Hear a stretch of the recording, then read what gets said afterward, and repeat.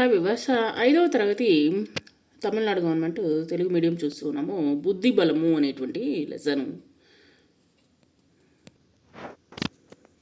చూడండి. కోతి ఒక ముసలి యొక్క కథే మనము చూడబోతున్నాము. కోతి వసించెను చెట్టు మీద, మొసలి వసించే నీటిలోన. దాని యొక్క మీనింగ్స్ మొత్తము తర్వాత సారాంశం మొత్తం చూద్దాము. ముందు పద్యం అనేటువంటి చూద్దాము. మీకు వీటిలోనే అర్థమవుతుంది. పండ్లు కోసే కోతి వేసే, తింటూ ముసలి చెలిమి చేసే. మిత్రుడిచ్చడి పండ్లు కొన్ని, ముసలి పెట్టెను ఇంటికి. పండ్లు తిన్న ముసలి ఇంతి, చేటు తలపు తలచే ఇట్లు. చెట్లు పండ్లు ఇంత తీయన, వాటి తినడి కోతె గుండె కమ్మన. తెచ్చి పెట్టము కోతి డెందము, ఒట్టు పెట్టెను ముసలి పెండ్లాము. విన్న మకరము చిన్నబోయెను, గట్టు చేరను చింతగుండెను. దిగులు గుండెడి హితుని చూచి, ఇట్లు అడిగెను పిలిచి కోతి. చింత ఏలనో మిత్రమా, నాకు తెలియగా చెప్పుమా. పండ్లు తిన్న నాడు ఇంతి, నీదు తోడ కూడి రమ్మెనే. నేను చూడ వృక్షవాసిని, నీవు చూడ జలచరానివి. ఎట్లు రాగల నీదు ఇంటికి, వీలుపడునా నాడు వంటికి. నిజము కాదనను నేస్తము, అయినా కలదుకు ఉపాయము. ఎక్కి కూర్చును నాదు వీపున, చక్క దింపెద మాదు గృహమున. అటులే చేసెను వానరము, నీటి సాగెను మకరము. ఏటి మధ్యన నిలచి మొసలి, తెలిపే తనింతి మనోగతి. విస్తుబోయెను విన్న కోతి, స్తబ్దమైనతి దేహగతి. అయినను టక్కున తేరుకున్నది, ఉపాయం ఒకటి అల్లుకున్నది. అయ్యో అదెంతటి చిన్న కోరిక, మున్నె తెలిపిన తెస్తుండి తప్పక. జారిపోవును ఎగురునప్పుడని, గుండె దాచితి చెట్టు కొమ్మని. త్వరగా మరలము మానువరకు, గుండె తెచ్చెద నా చెల్లి కొరకు. మొసలి నిజమని చేరెగట్టు, కోతి ఉరుకన ఎక్కె చెట్టు. చెలిమి మరచి చెరవదలచిన, నీదు చెలిమికి ఇప్పుడే చెల్లని. బుద్ధి బలముతో నెగ్గె కోతి, ఎద్ది దొరకక మందమతి. ఈ యొక్క పద్యం యొక్క సారాంశం ఏంటంటే, నది ఒడ్డున ఒక చెట్టు ఉండేదన్నమాట. ఆ చెట్టు పైన కోతి నివసిస్తూ ఉండేది. నదిలో ఒక మొసలి జీవిస్తూ ఉండేదన్నమాట.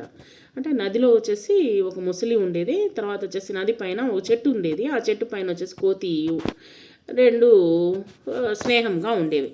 చెట్టు పైన కోతి పండ్లు తింటూ కొన్నింటిని నీటిలో పడేసేదనమాట.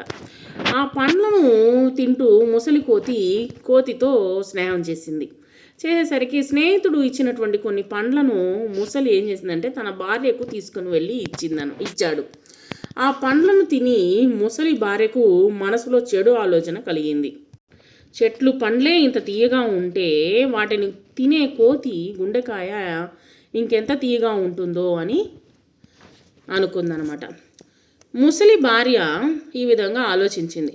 ముసలితో తనకు కోతి గుండె కావాలని వెంటనే పెట్టమని ఒట్టు వేయించుకుందనమాట.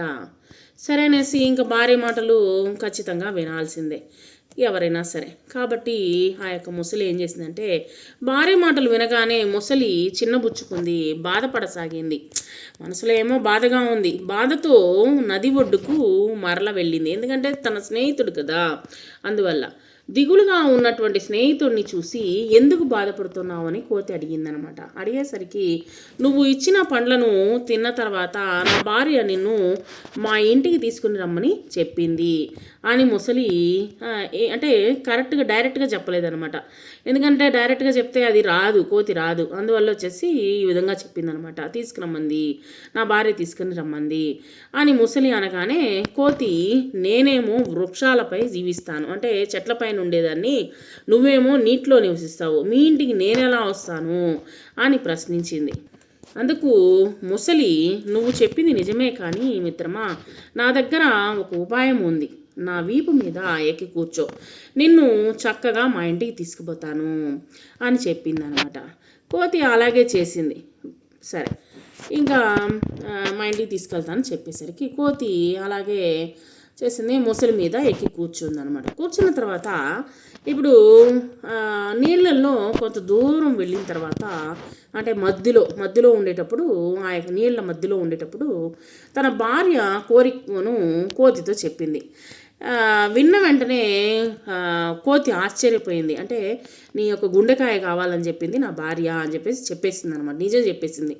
తనకి కోతికి ఆశ్చర్యం వేసింది. శరీరం కొయ్యబారిపోయింది. ఏం చేయాలో అర్థం కావట్లేదు. అయ్యో నేను చనిపోతానా అని అనుకునింది అనమాట. వెంటనే తేరుకొని ఆ ఆపద నుంచి ఎలాగైనా సరే బయటపడాలని చెప్పేసి తెలివిగా ఒక ఉపాయాన్ని ఆలోచించి చెప్పిందనమాట. ముసలికి తెలియదు కదా, ముసలికి అంత అర్థం కాదు. అయ్యో ఇది ఎంత చిన్న కోరిక ఇది, ముందే నువ్వు చెప్పినట్లయితే నా గుండెకాయను తెచ్చి ఉంటాను, నాతో పాటు నా గుండెకాయను కూడా తీసుకొని వచ్చి ఉండేదాన్ని అని చెప్పేసి చెప్పిందనమాట.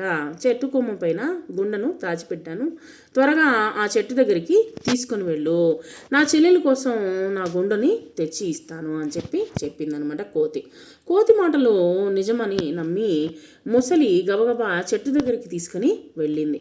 కోతి ఒక్క ఉదట్టున చెట్టుపైకి ఎక్కింది. మన స్నేహాన్ని మరచి నాకు ద్రోహం చేశావు, నీ స్నేహాన్ని ఇప్పుడే వదులుకుంటాను అని కోతి ముసలితో చెప్పిందనమాట.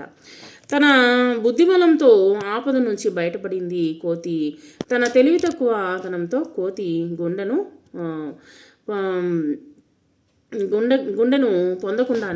తీసుకోకుండానే వెనుదిరిగిందనమాట ముసలి. సో కాబట్టి ఇక్కడ బుద్ధిబలంతో ఈ యొక్క కోతి తప్పించుకుంది. అదేవిధంగా వచ్చేసి స్నేహం అనేటువంటి పేరుతో అది తన యొక్క స్నేహితుడిని మోసం చేయాలని అనుకుందనమాట. సో ఈ విధంగా ఇటువంటి వారితో స్నేహం అనేటువంటిది, దుష్టులతో స్నేహం అనేటువంటిది చేయకూడదు అనేటువంటిది ఈ యొక్క కథ ద్వారా మనకు నీతి అర్థమైంది.